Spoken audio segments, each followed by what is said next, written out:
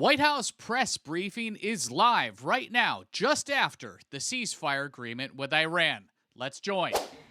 Before I discuss the ceasefire with Iran, I have a quick update from the First Lady of the United States. Yesterday marked the very first conviction under the Take It Down Act, landmark legislation that First Lady Melania Trump played an instrumental role in getting passed that protects victims from non-consensual AI-generated sexually explicit images, cyber stalking, and threats of violence. This is a huge achievement for the First Lady, and I know the President is very proud of his wife's efforts in getting this critical legislation passed to protect America's youth. So we thank the First Lady for her efforts, and we hope that others will report on this historic conviction yesterday. With respect to the two-week ceasefire announced by President Trump last night, this is a victory for the United States of America that the President and our incredible military made happen. From the very beginning of Operation Epic Fury, President Trump stated this would be a 4 to 6 week military operation to dismantle the military threat posed by the radical Islamic Iranian regime. Thanks to the unbelievable capabilities of America's war fighters, the United States has achieved and exceeded those core military objectives in just 38 days. The U.S. military destroyed Iran's defense industrial base, crushing the regime's ability to manufacture weapons that they and their proxies use to maim and kill Americans and terrorize the world. Iran's ability to build and stockpile ballistic missiles and long-range drones has also been set back by years compared to where it was 6 weeks ago prior to the launch of Operation Epic Fury. We destroyed the vast majority of Iran's ballistic missiles, launcher vehicles, and long-range attack drones through more than 450 strikes on ballistic missiles and approximately 800 strikes on Iran's drone launching units and storage facilities. In total, more than 13,000 targets across Iran were struck. Again, this is in the matter of just 38 days. Meanwhile, the Iranian Navy was completely annihilated. The United States destroyed more than 150 naval vessels in total, including 16 entire classes of Iranian warships. Despite once being the largest undersea force in the Middle East, Iran now has 0 submarine vessels. 97% of Iran's once massive inventory of more than 5,000 naval mines has also been targeted and destroyed. Iran's air forces are functionally and operationally irrelevant at this point, after the United States maintained total air dominance over their country for weeks on end. To underscore the significance of this, before Operation Epic Fury, the Iranian Air Force would fly between 30 to 100 flights per day. Today, that number is 0. Iran's ability to fund and support its terrorist proxies has been greatly reduced. At this point, Iran can no longer distribute weapons to its proxies in the region. And most importantly, Iran will not be able to acquire nuclear weapons. Prior to the start of this successful operation, Iran was aggressively expanding its short-range ballistic missile arsenal. Through these weapons and its navy, Iran was attempting to build a military buildup around their country that would pose an imminent and existential threat to the United States military assets in the Middle East, our allies in the region, and ultimately the free world. Iran was pursuing this dangerous and aggressive strategy for one reason: to hold the entire world hostage to its terrorist ambitions. The Iranians aim to use their expanded military capabilities as a shield around their country to continue achieving their ultimate goal internally, building nuclear bombs. But their murderous and evil plans have been blown up, quite literally and figuratively, along with their military, their nuclear program, and most of their senior leadership, including the former Supreme Leader Ayatollah Ali Khamenei.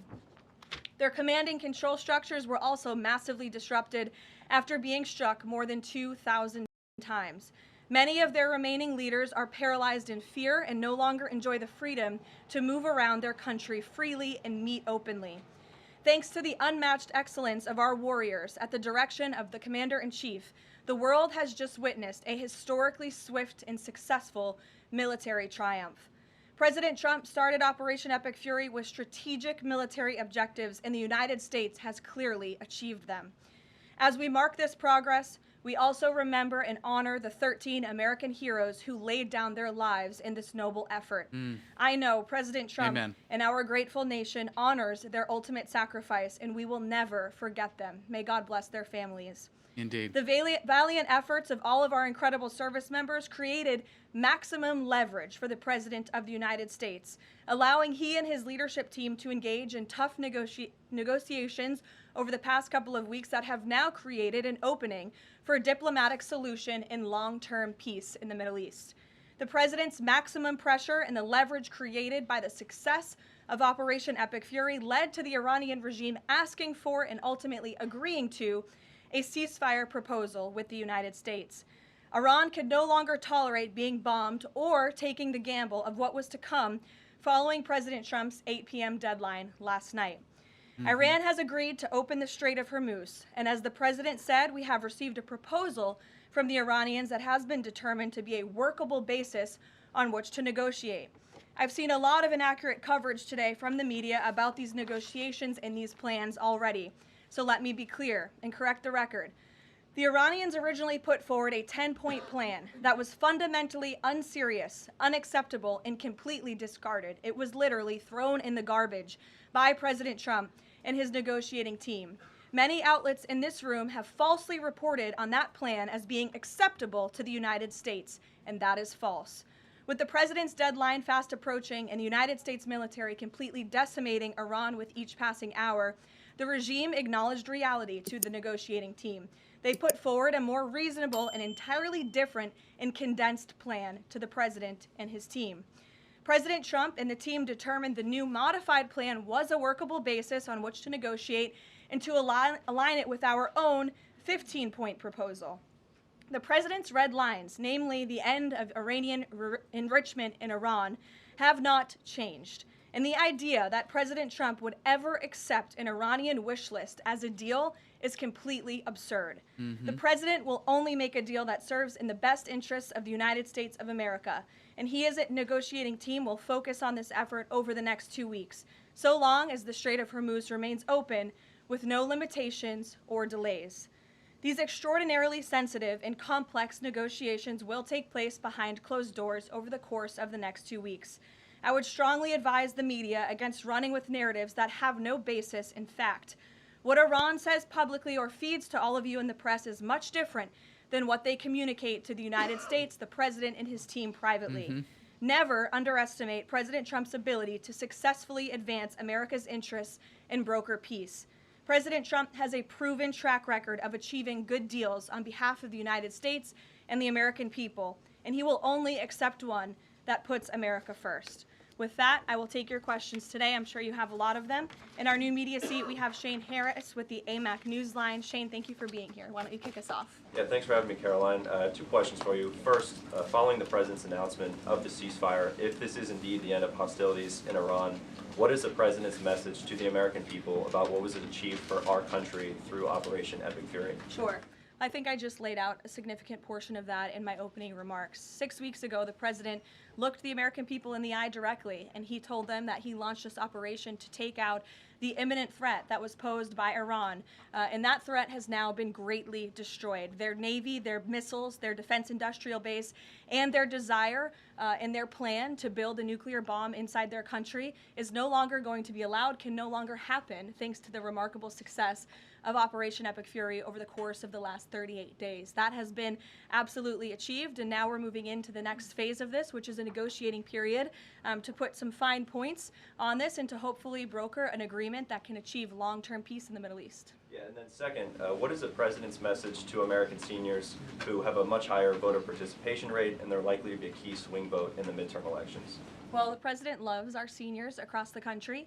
And as you know, the President signed the One Big Beautiful Bill, the Working Families Tax Cut last year, which greatly reduced taxes on Social Security for our seniors. In fact, thanks to the Working Families Tax Cut, nearly 90% of seniors will no longer pay tax on their Social Security. That's a huge win for our seniors. taxpayers and also for our middle class and working families across the country with the no tax on tips provision and the no tax on overtime. Next week is tax week. You'll hear a lot from the president about how his policies have benefited the American people, and I'm proud to report that the president will be traveling next week to the great states of Nevada and Arizona to tout this historic accomplishment over the course of the next week. Thank you for being here, Shane. Gabe.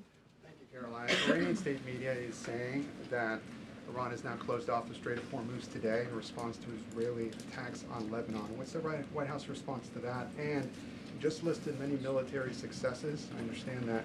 But strategically, how is the administration arguing that Iran does not have more economic leverage than it did before the start of the war? Sure. Well, with respect to the first reporting out of Iranian state media, the president was made aware of those reports before I came to the podium.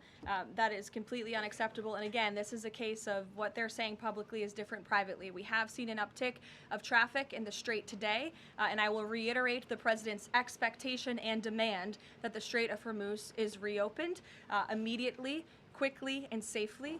That is his expectation. It has been relayed to him privately that is what's taking place, and these reports publicly are false. Caroline, Good. the president yesterday threatened that a whole civilization would die if a ceasefire deal wasn't reached, understanding that Iranian leaders have previously said death to America. But why is it appropriate for the president of the United States to use that kind of language when talking about civilian targets? And was the president mocking Islam by signing off his True Social post over the weekend, praise be to Allah? Wouldn't that antagonize Muslim allies across the world?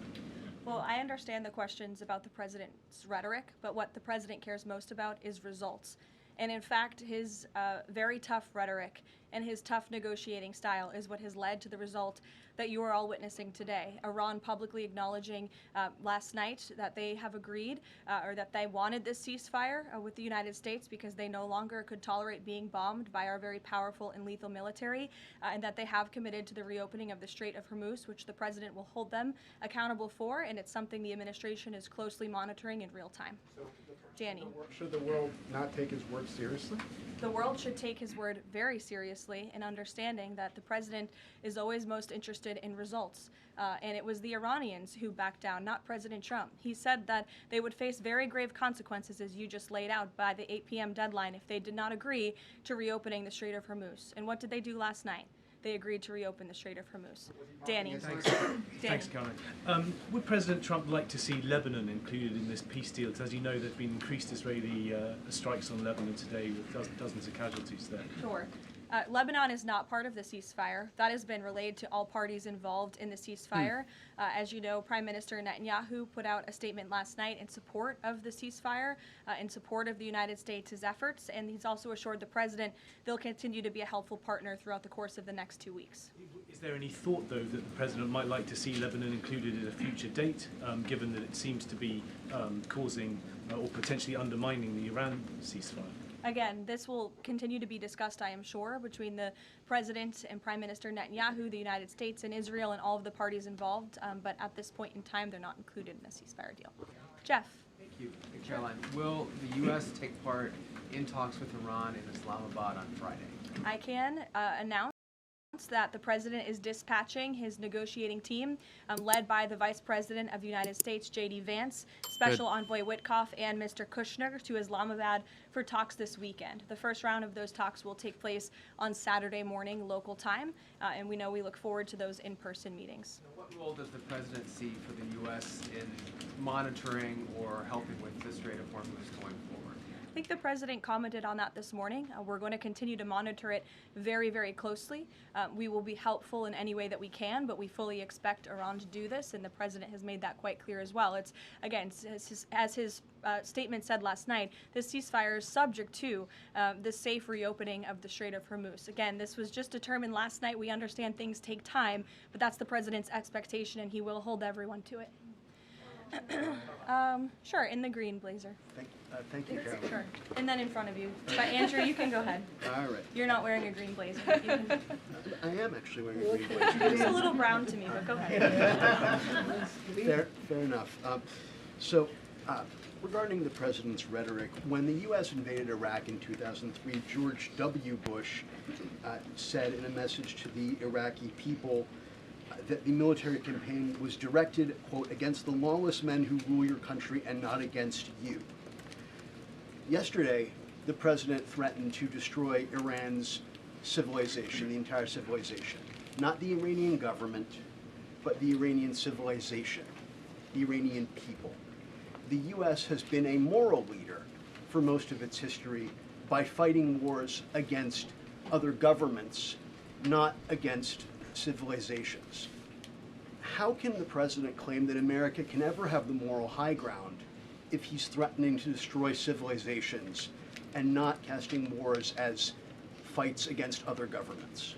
Andrew, I think you should take a look at the actions of this president over the course of the past 6 weeks and the actions of our brave men and women in our United States military who have taken out essentially taken out the military of a rogue Islamic regime that has chanted death to America for 47 years, that has killed and maimed thousands of American soldiers over the course of the last 5 decades. The president absolutely has the moral high ground over the Iranian terrorist regime, and for you to even suggest otherwise is frankly insulting. With all due respect, Caroline, Go ahead. with all due respect, Go ahead. there is... Just given what we've seen in Lebanon today and the increased attacks from Israel, I mean, is there any concern that Netanyahu is trying to kill the ceasefire? The president spoke with Prime Minister Netanyahu last night, and in that private conversation, Prime Minister Netanyahu relayed exactly what he said to the world publicly, that he supports the president, and Israel remains a key ally and partner to the United States. They've been a tremendous partner over the course of the past 6 weeks, and we thank them for their heroic efforts as well. The president had that conversation last night, and that was relayed to the world publicly as well. Reagan, go ahead. Caroline, I have a question for you on Iran, and then I have a question on the Dignity Act as well. On Iran, it's been reported that the ceasefire was struck after the involvement of 2 unlikely factors, J.D. Vance and China. What role did those parties play in striking a deal? Well, Vice President Vance has played a very significant and a key role in this since the very beginning. Of course, he's the president's right-hand man. He is the Vice President of the United States. He's been involved in all of these discussions, and as I just announced, he'll be leading this new phase of negotiations in Islamabad later this week. With respect to China, there were conversations that took place between top levels of our government and China's government. The president has great respect for President Xi and a great working relationship with him and with that country, and he looks forward to visiting China in just a few weeks. And on the Dignity Act, it's getting a fresh push through Congress. It would give some illegal immigrants in the country a path to citizenship. What's the White House's position on this legislation, and would the president sign it if it made it to his desk? Honestly, Reagan, I haven't spoken to the president about the legislation, but I will have that conversation, and we'll get you our formal position on it as soon as we can. You're welcome. Go ahead. The president suggested in an interview this morning that he would support a joint U.S.-Iran venture to charge tolls for ships going through the strait. Does the president believe that the U.S. should earn revenue from the Strait of Hormuz going forward? It's an idea the president has floated, as you know, and it's something that will continue to be discussed over the course of the next 2 weeks. But the immediate priority of the president is the reopening of the strait without any limitations, whether in the form of tolls or otherwise. And on the highly enriched uranium, has Iran given the administration any indication that it would simply turn over the enriched uranium, or is this an expectation that the president has that he would have to send in ground troops in order to do that? This is on the top of the priority list for the president and his negotiating team as they head into this next round of discussions. And as I said in my opener, that is a red line that the president is not going to back away from, and he's committed to ensuring that takes place. We hope it will be through diplomacy. But have they given any indication that they would turn it over? They have. They have. Yes. Trevor. The latest news That's out news. of Iran is that the air defenses have been activated in several cities, including Isfahan, and that explosions have been heard in Isfahan. Who is bombing Iran right now? Were those reports just as of a few minutes ago? Yeah. Okay, so obviously I'll have to go back and check with the national security team. I'm standing out here with all of you, but I will do that and we will get you an answer, okay? And then just on the civilization question that we've been talking about, And I would just add to that point, again, I haven't seen these reports. I'm not verifying them. Not that I don't trust you, Trevor, but I want to go back and check with the experts here at the White House. I would just say, and I would echo what the Vice President said this morning, this is a fragile truce. Ceasefires are fragile by nature. We've seen this with respect to the 12-day war with Iran and Israel last year. It takes time sometimes for these ceasefires to be fully effectuated. And one of the results of Operation Epic Fury was we completely dismantled Iran's command and control center, which makes it difficult for them to pass messages up and down the chain. And so we understand that. I would caution a little bit of patience, but of course we want to see the ceasefire effectuated and abided by all parties as quickly as possible. Thank you. And the American presidential administrations, going back to Ronald Reagan, have said this formulation about nuclear war, that a nuclear war cannot be won and must never be fought. Is that still the view of this administration, given the president's comments about civilization? I have no change in our view on that policy. Katie. Thanks, Carolyn. I'm just, given the gravity of what he said yesterday, what was your understanding of what he meant when he said, this civilization is going to be eliminated? I think it was a very, very strong threat from the President of the United States that led the Iranian regime to cave to their knees and ask for a ceasefire and agree to reopening the Strait of Hormuz. So it was a very strong threat that led to results. And as the Secretary of War stated at the Pentagon this morning, it was not an empty threat by any means. The Pentagon had a target list that they were ready to hit go on at 8 p.m. last night if the Iranian regime had not agreed to open the strait, which they did, and I think that's something we should all be grateful for. The United States is a moral leader in the world, given that I was asked this exact same question by your colleague Andrew in the back, and I think, again, the insinuation by anyone in this room that Iran somehow has the moral high ground over the United States of America is Exactly insulting, right. considering the atrocities that they have committed against our people and our military over the past 5 decades. John, go ahead. Thanks a lot, Caroline. 2 questions for you. One has to do with a statement, a joint statement put out this morning by some of America's European allies, our NATO allies. And in that joint statement, they said regarding the Strait of Hormuz, our governments will contribute to ensuring freedom of navigation in the Strait of Hormuz. What's the administration's reaction to that joint statement? Does that smooth things over when the president meets with NATO Secretary General a little bit later this afternoon? I have a direct quote from the President of the United States on NATO, and I will share it with all of you. They were tested and they failed. And I would add, it's quite sad that NATO turned their backs on the American people over the course of the last 6 weeks, when it's the American people who have been funding NATO's in their trouble. defense. As We you know, will be President pulling Trump out. will be meeting with Secretary Ruta in a couple of hours here at the White House, and I know he looks forward to having a very frank and candid conversation with him. And secondly, in regards to this conflict, 38 days, as you pointed out, President Trump has said that there's been regime change. Has that regime change led to more freedoms for the Iranian people? I think that's a question that's being asked a little bit too early, John, and we hope that is the case, but it's something that has yet to be seen. Eamon. Caroline, on this question of tolling by the Iranians in the Strait of Hormuz, I've heard you talk about a number of red lines that the president has in this negotiation, but I haven't heard you say that Iranian tolling in the Strait of Hormuz is a red line. Would it be acceptable to the United States at the end of all this if the Iranians are able to charge tolls in the Strait of Hormuz?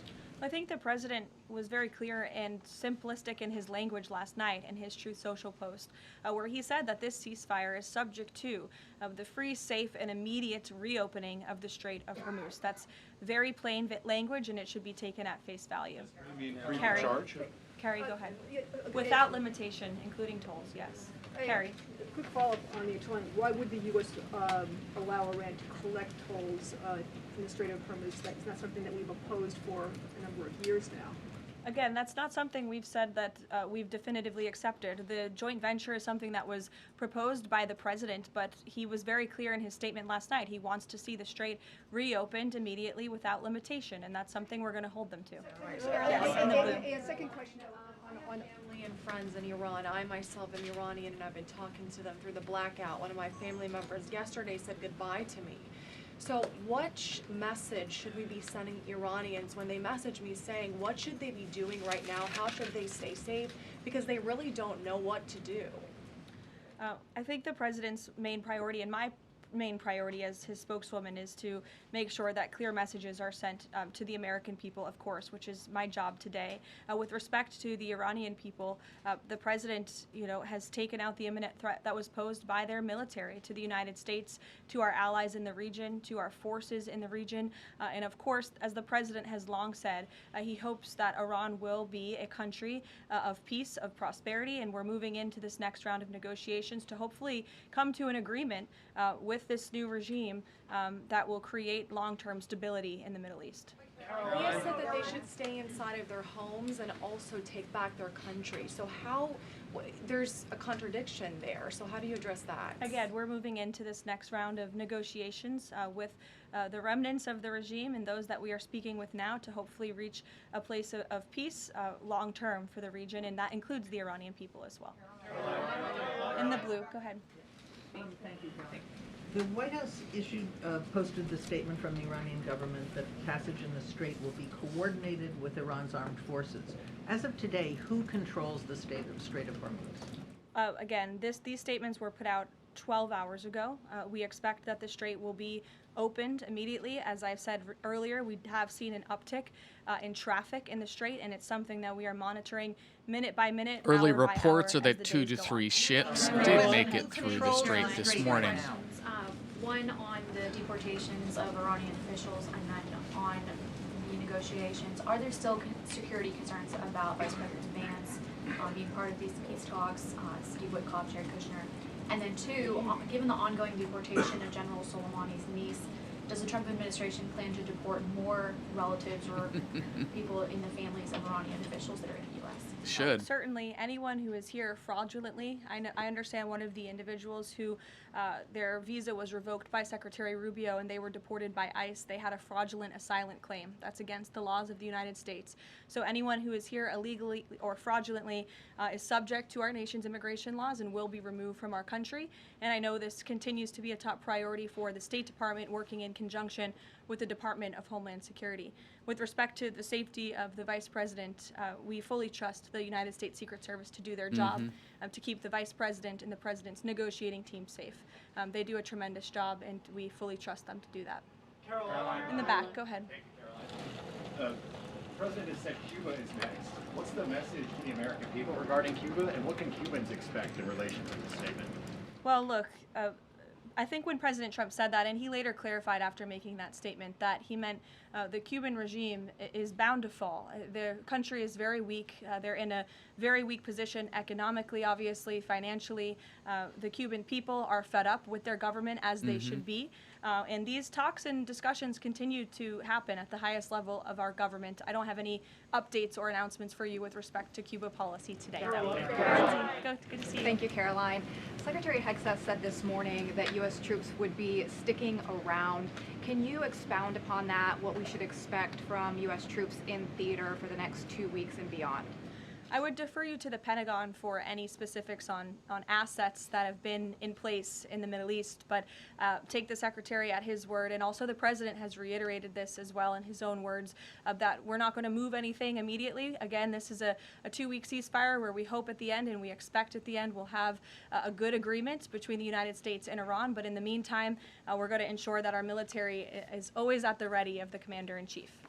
I'll take a couple more in the back. Sure. Thank you. Thank you. On NATO, I'll take your question. Go Thank ahead. you, Caroline. On NATO, can you tell me, is the United States still considering withdrawing from NATO? Is that still a possibility? It's something the President has discussed, and I think it's something the President will be discussing in a couple of hours with Secretary General Ruta, and perhaps you'll hear directly from the President following that meeting later this afternoon. Thank you, everyone.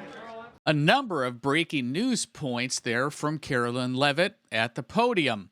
First off, Lebanon is not part of this peace deal. We've seen accelerated activity both between Iran and Israel, specifically into neighborhoods, civilian infrastructure in Lebanon. Obviously, they're targeting Hezbollah, according to Israel, but that is a delicate situation, and Levitt clarified that Lebanon is not part of the peace deal. Secondly, from my notes here, China was involved in brokering some of this peace deal. We know that a good 20 to 25% of China's oil comes from Iran, so they have a huge vested interest.